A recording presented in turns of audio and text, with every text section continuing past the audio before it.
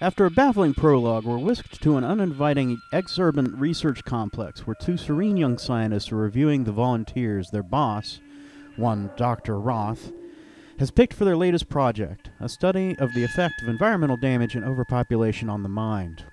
Their guinea pigs are Minnie Lee, a simple, pretty young woman from Tennessee, Judd Reeves, a nom-vet who's drifted since returning to civilian life, Emery Neal, man of the cloth, and Willard West, a wealthy playboy and near genius. We're told he has a 150-plus IQ, who has also been a bit itinerant since his parents died. As Doctors Portland and Morris helpfully run through this cast of characters, a fellow researcher suddenly runs past their open office door. The two never learn the story behind this, but we at home gather that Christner's taken flight with a pair of files, one for a research project of his own, the other for something called the Brain Machine. Troubled that he would link these two files particularly, the higher-ups spare no part of the firm's oddly robust security apparatus in tracking Christner down. They get their hair mussed, but do recover the files, then later silence Christner in a seedy hotel room as he's writing a letter to a senator exposing the sinister plot being hatched at the facility.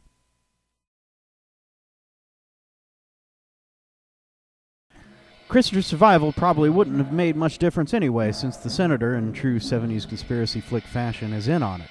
He talks nervously with a nameless general who runs the facility from a remote mansion, one that's awfully ostentatious, even on a general officer's salary.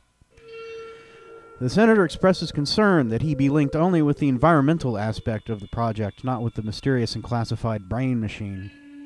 He's assured that with Christner liquidated, nothing now connects the facility's open endeavors with their classified adjuncts, and all that remains is to find another set of subjects on whom to test the brain machine now that Christner's project is defunct. Re-enter Dr. Roth's environmental study.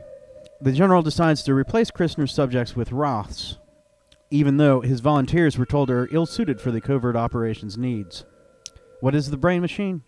This isn't spelled out too clearly, at least not at first, but in one awkward scene, the general's assistant Saxon has a lackey weigh the comparative merits of a handgun and a bugging device as weapons. Which weapon would you choose?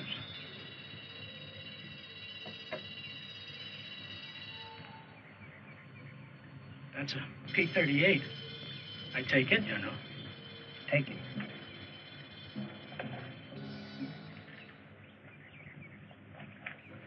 Now take a closer look at this.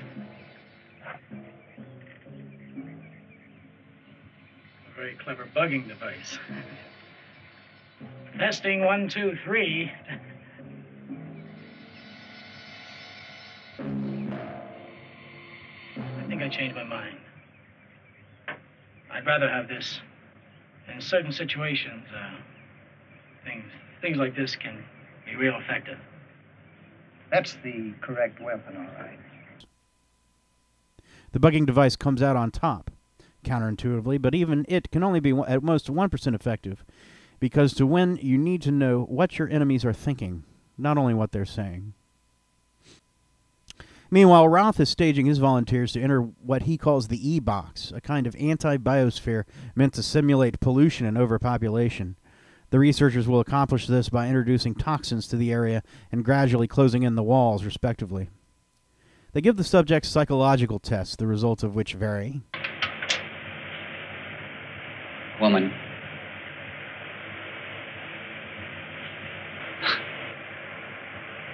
Why did I say woman? The cemetery shouldn't make me say that. Now let's try the screen again. Woman. The subjects, particularly Minnie Lee and the Reverend, express reservations at the researchers' invasiveness. They fear that the embarrassing incidents from their past will be exposed. Roth and company, though, tirelessly explain that it doesn't matter if the subjects have questionable backgrounds, only that they be honest about them. This is to echo the strict amorality of the state of nature, which we're told is more concerned with equilibrium than ethics. Do you know anything about the brain? Nope. Your brain has the strongest impulses of any subject we've tested. Is that good or bad? Either one. Nature doesn't make moral judgments. It simply balances the books, I think. About your father. Just then, the compound's computers go haywire, A panicked Roth and company try to figure out what's gone wrong, but have little luck since, unbeknownst to them, this is the first attempt by the General's underlings in their remote mission control center to co-opt the facility for the top-secret brain machine research being conducted in parallel. Things return to normal, and soon the subjects are ready to enter the ebox, but not before one of them secrets into Minnie Lee's quarters and tries to molest her. No one owns up, setting back the researchers' aim of prioritizing truth in the subjects' minds and fomenting mistrust among the quartet of guinea pigs as they enter the treacherous room. This, as well as the unseen influencers from the General's remote control facility, soon turn the e-box into a chamber of horrors. Did you get all that? The Brain Machine is easily one of the most thoughtful and intellectually dense entries I've yet stumbled on in the Mill Creek Library. It works on a number of levels. The conspiratorial framing narrative, revolving as it does around an unhealthy covert collusion among the political, scientific, and private spheres, is taut, detailed, and intricate, and writer-director Joy Houck doesn't insult the viewer's intelligence by leading them by the nose to salient plot points, which has prompted those viewers whose intelligence could safely be insulted to complain that the movie is too confusing or doesn't make sense. Indeed, the sensationalist title and low-budget patina doubtless prompted the expectation that Brain Machine will be a haphazard B-movie, but instead this is a careful work that makes demands of its audience. It rewards multiple viewings as additional details bubble to the surface. The fact that Christner's original study centered around group stress dynamics is something you're likely to miss if you don't happen to read the study's cover in the split second it's on screen. Also keep an eye out for the turncoat guard, the shot of shins and slippers that implicates one of the subjects in the intrusion into Minnie Lee's room, but perhaps falsely. The fact that the subjects are outlined in the beginning in the same order that they're probed by the Brain Machine later, and the General's outsized house, which signals his corruption without explicitly spelling it out. Never mind the movie's political message, though. Its real strength is as a psychological study and heartfelt philosophical meditation. The central premise, at least once the action shifts to the hermetic e-box, is that the Brain Machine, which has taken over the researchers' technical apparatus without their knowledge, reads the characters' minds one by one and uncovers inconsistencies in their stories about their own pasts. In each case, the researchers are then met with a printout instructing them that the subject cannot be cleared until the truth about this inconsistency is obtained. In answering the computer's allegations, the subjects each offer elaborate but unconvincing rationalizations, justifying why the lie they've told isn't actually a lie. Rationalizations so comprehensive one suspects they're for their teller's benefit rather than the researchers. Look, I didn't lie exactly. I was put inside a jail. But when I said I was never in jail, it was because I didn't do nothing. I was innocent. I told you the truth. I've never been married. When something is annulled,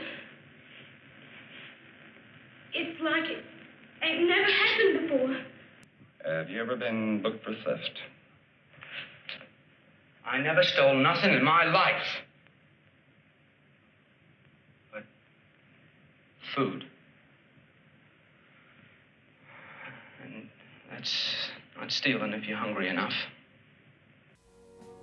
The exception to this, incidentally, is Willard and the matter of his parents' untimely death, when, as happens later, all the other characters' pasts are relentlessly scrutinized. This detail, and the fact it's never mentioned again, left me suspecting foul play and wondering if Willard is the only subject clever enough to truly keep a secret. In keeping with the movie's overall tenor, though, this detail is soft-pedaled and left as an exercise for the engaged viewer's imagination. Incidentally, the movie has an official 1977 release date, but the date given in the closing titles appears to be 1972. If the Brain Machine predated the Church Committee and the denouement of the Watergate crisis, then it's even more perceptive and forward-looking than I thought. But it's also a movie that, outside of its obsolete technology and fashion, doesn't date.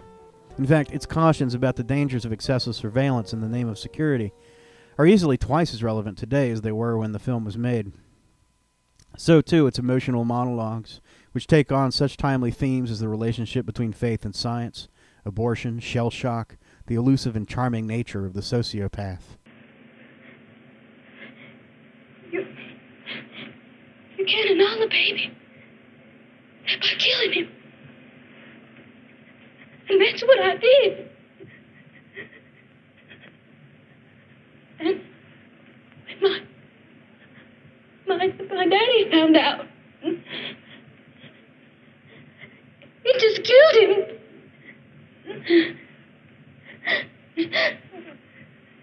Don't you see? I killed my baby. And my daddy, too.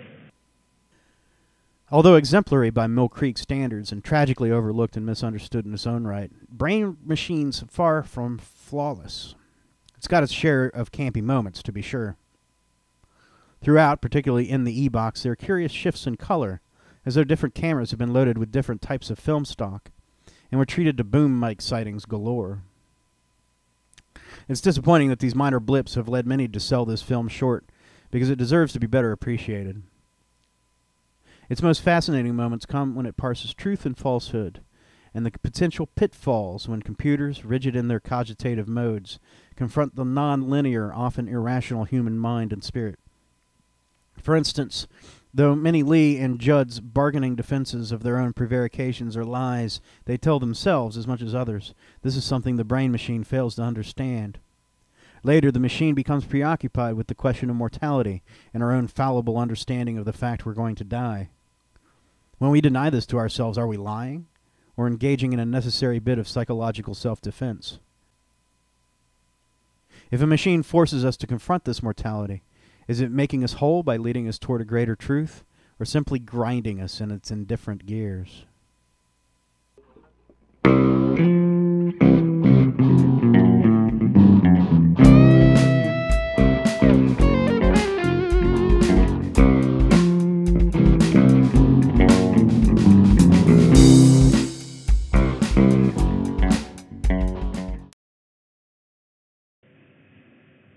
What is my attitude?